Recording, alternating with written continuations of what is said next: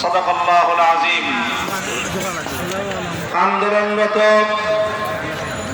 ৮ দলের আয়োজিত সিলেট বিভাগীয় গণসমাবেশে উপস্থিত সংগ্রামী সভাপতি, উপস্থিত ৮ দলের কেন্দ্রীয় নেতৃবৃন্দ, সমবেত শাহজালালের পুণ্যভূমি সিলেট বিভাগের বিভিন্ন প্রান্ত থেকে আগত আমার প্রাণপ্রিয় সংগ্রামী ভাই ও বন্ধুগণ, সর্বস্তরের সিলেটবাসী,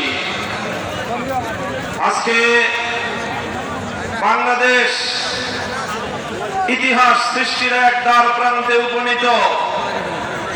আমরা বলতে চাই, বিগত ফ্যাসিবাদী আমলে 15 বছর পর্যন্ত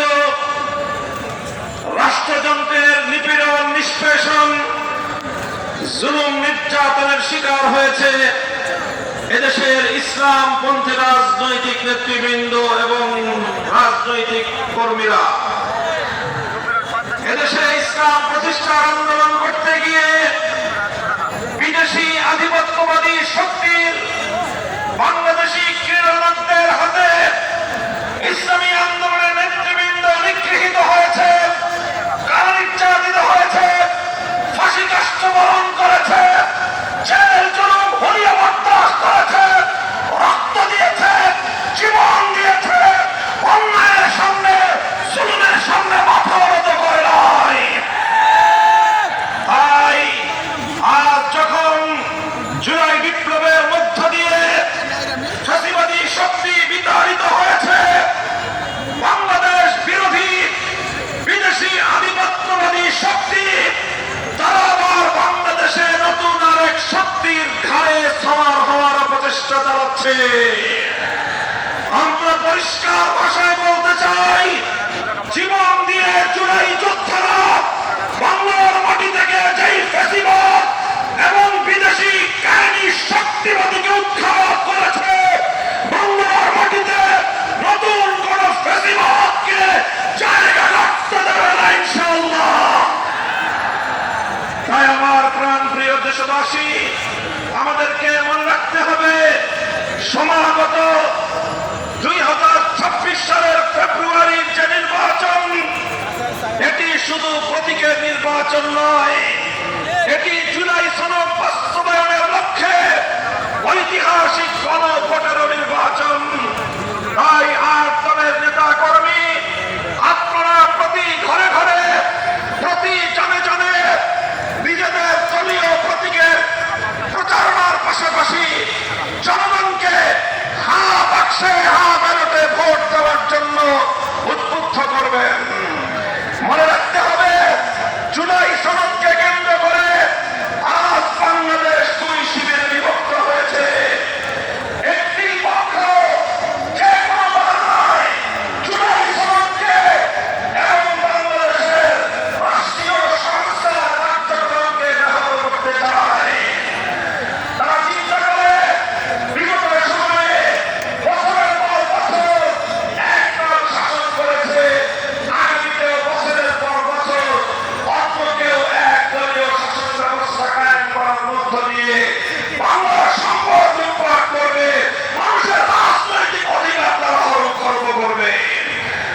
আমরা বার্তা দিতে চাই, জুলাই সনদের বিপক্ষে যারা না বাক্সের জন্য ক্যাম্পেইন করবে, বাংলার মানুষ তাদেরকে প্রত্যাখ্যান করবে ইনশাআল্লাহ।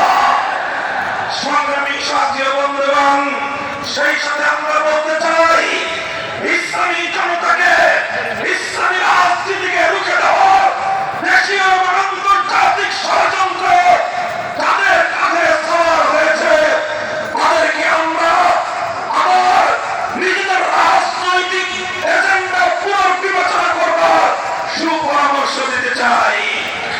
আমরা ইনশাআল্লাহ সমমনা ইসলামী দলগুলো ঐক্যবদ্ধ হয়ে বাংলার ধর্ম বর্ণ নির্বিশেষে প্রতিটি মানুষের কাছ থেকে গোটা বাংলাদেশ সফর করে যেই ভালোবাসা, যে অভূতপূর্ব সমর্থন আমরা প্রত্যক্ষ করেছি, বাংলাদেশ বিরোধী শক্তিরা মাথা খারাপ হয়ে গিয়েছে। তাই তারা যে কোনো উপায়ে